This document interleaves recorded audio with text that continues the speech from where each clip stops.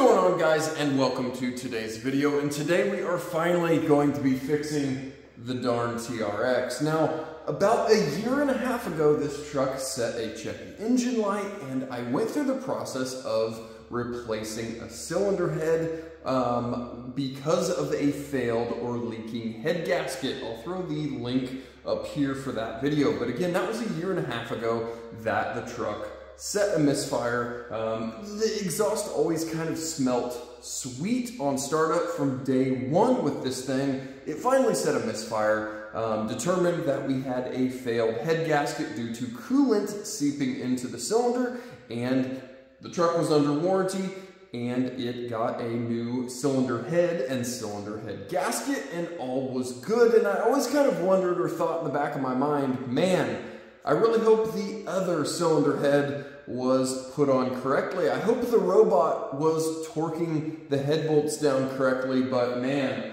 the other side is absolutely horrible, or looks horrible to get to. So it's not like I'm gonna just take it apart for fun to check, because the driver's side cylinder head looks absolutely horrible. So, benefit of the doubt, I put the new right cylinder head and gasket on, put the supercharger back on, and the truck had been fine.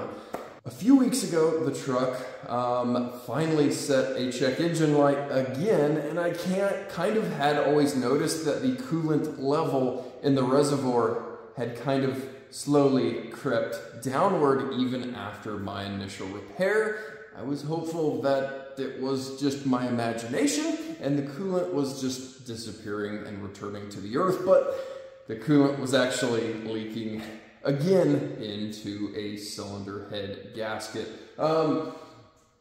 Again, I had already done the passenger or right side a year and a half ago. I was under a very good assumption that when I was checking the codes, I was going to have a driver's side or left misfire code. Now, what the issue was with this thing sits for a decent amount of time, you know, a week or two, and then gets started up. It gets towed with or used or what have you. On startup, I would have a pretty rough idle and a strong smell of coolant from the exhaust and some smoke, steam, whatever you want to call it.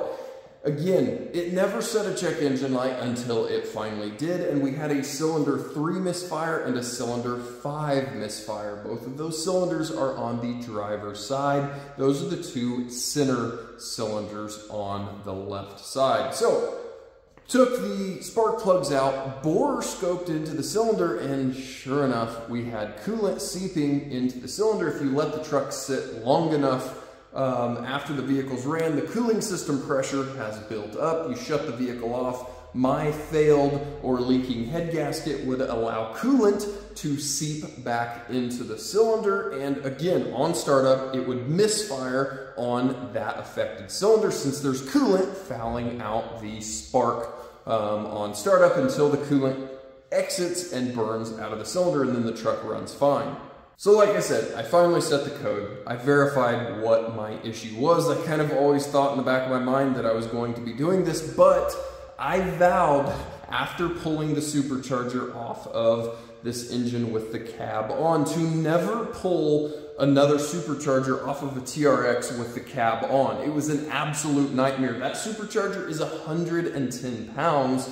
And on a TRX, it is shoved so far under the wiper firewall cowling that there is no way to directly lift it up. You are sliding it along the head gasket or the intake gasket surface, and it's just absolutely horrible. The gaskets are outrageously expensive, and you are going to damage them. Cletus McFarland recently had 2 TRXs on their channel, and they were swapping superchargers on those trucks, and I was very interested to see how they did it. Sure enough, they did it with the body on. They slid the supercharger in and out, so I was going, man, that sucks that they're better people, better technicians than me. Lo and behold, on startup on one of those 2 trucks, they had damaged the intake supercharger gaskets. The truck ran bad, and they had to pull it back apart. So it is a horrible, horrible job. So, like I said, the cab needed or was going to come off on this truck to do the other side. So,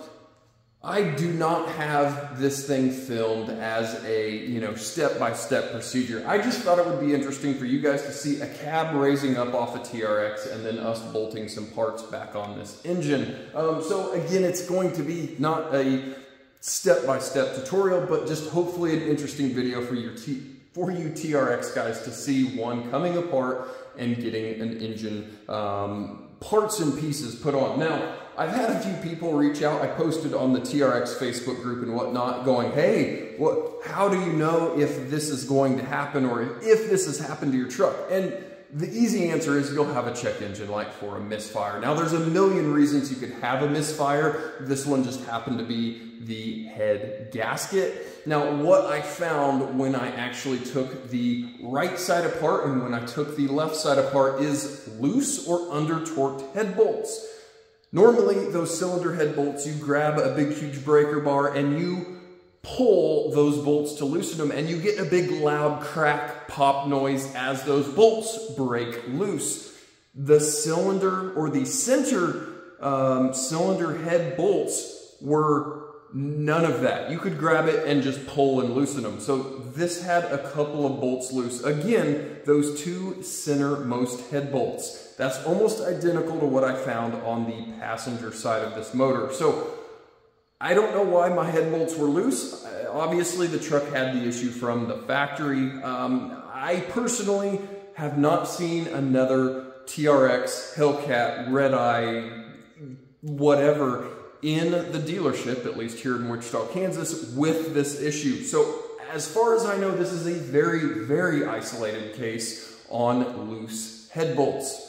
So, like I said, let's jump into some of the GoPro footage I had of cab lifting, and then we'll get the head thrown on. I'll talk through some of that, obviously, as that's happening, and then we will come to our final conclusion here on fixing this engine, hopefully, finally, for the last time. All right, guys, so once you've got absolutely everything disconnected, there are a whole bunch of body connectors underneath the cab. You've got your brake master cylinder, your steering shaft, AC lines,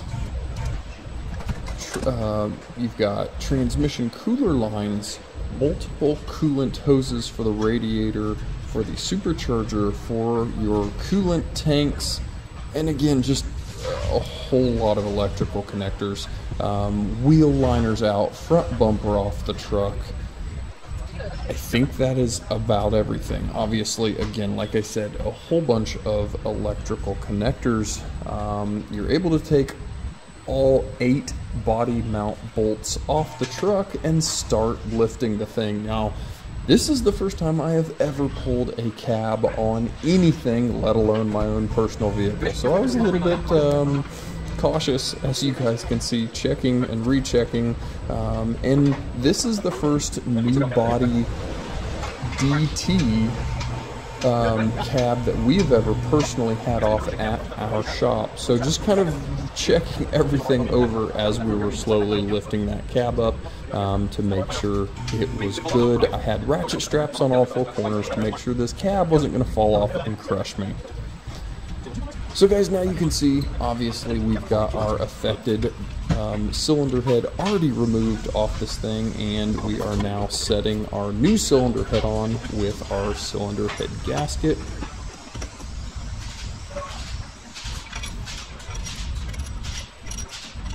We're getting our new cylinder head bolts installed here, and again, there is a torque spec, torque sequence. All I'm doing here is just snugging all of the bolts down. The bolts are really long, so again, I'm just using the impact to thread them all the way down into the cylinder, or excuse me, into the engine block.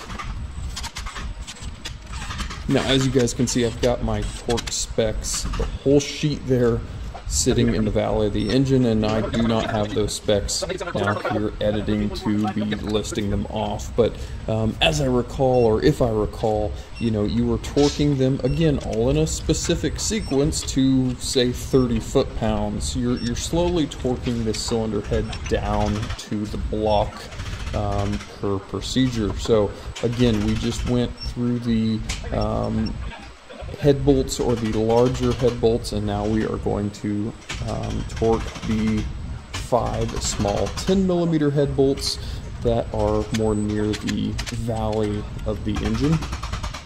And now I've got fancy snap-on electric digital torque wrenches that beep and buzz and do all the things, which makes it very nice, not only for doing torque, but for doing angle, torque angle here. That's what we're going to be doing on our final step. Again, we've now bumped up to 50 or 60 foot-pounds of torque, and we are going through our sequence again there.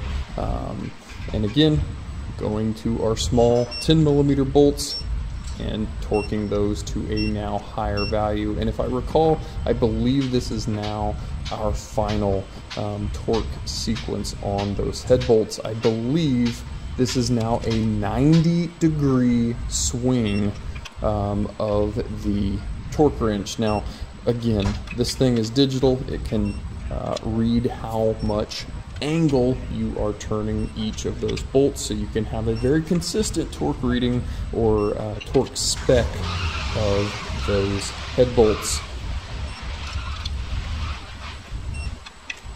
Now again, guys, think about doing all of this with the cab on. You can't even get to this side.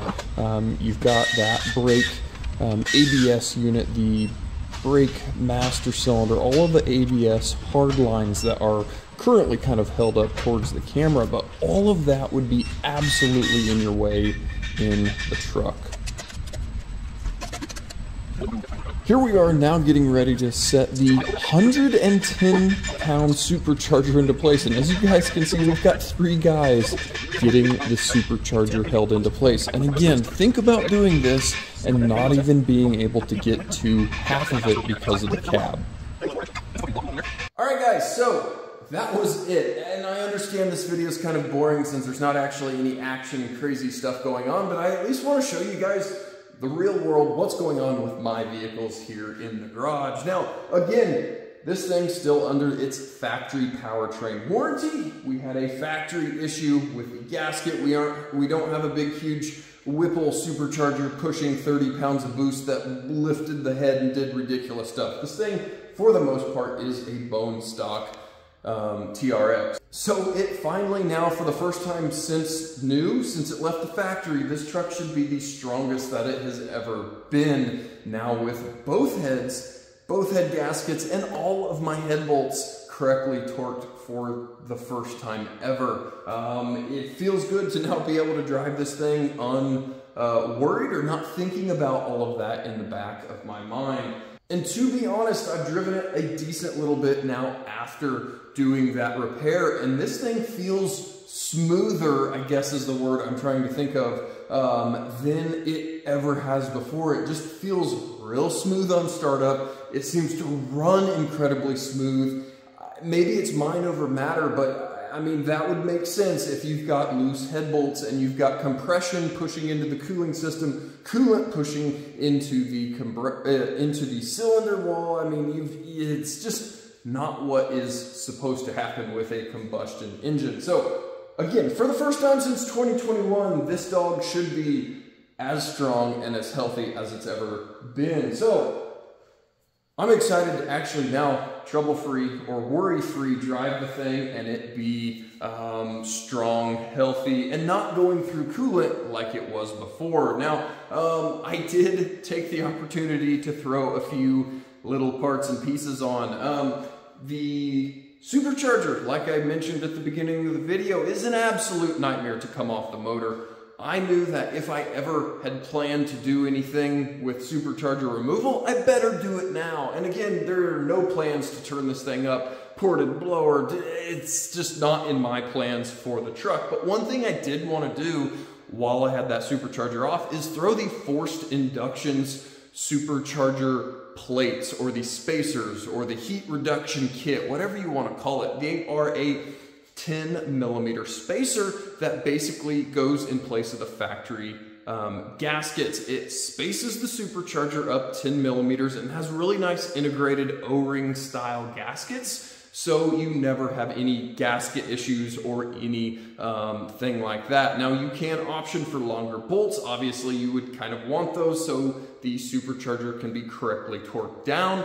The other thing that comes in the kit is a heat blanket that basically sticks to the belly of the supercharger. Again, I'll throw a few little pictures up here as I'm talking about this, but a heat blanket goes on the belly. You've got your big, or not big, but your 10mm spacer plates that go under the supercharger. And again, this is all just trying to help reduce heat soak or the heat from the valley of the engine, the cylinder heads soaking up into the supercharger, because heat is the killer of power on boosted applications. So anything we can do to kind of help reduce heat or keep heat less high is beneficial for these applications. So like I said, threw those on because the supercharger was off, and I knew that thing was never coming off again with the cab on because they're an absolute nightmare. So again, I'm happy to be able to run this thing again.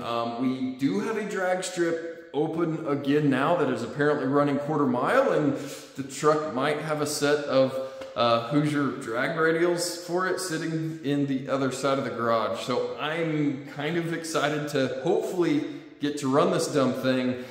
With those drag radials, we should be down in the 11s on a pretty much stock TRX. So hopefully hang tight for a future video going out to the drag strip with Hoosier drag radials on a big, huge 7,000-pound TRX, and hopefully doing quick times.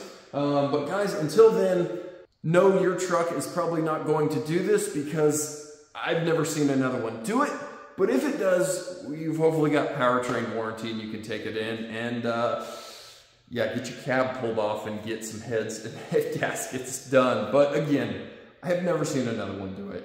You'll probably be good. I happen to be the unlucky one that bought a factory, one built on a Friday at the factory at 5:30, right before they were ready to clock out and hit the road. So guys, sorry for the very kind of long-winded, not very cool, action-packed video, like I said, but at least I'm showing you what I'm doing to this thing and getting it now back on the road for the first time ever, and it should be ready to rip, and I can actually enjoy the truck again. So guys, thanks for coming out into the garage and into the shop and getting the TRX back on the road. And guys, as always, thanks for watching, and we'll catch you guys next time.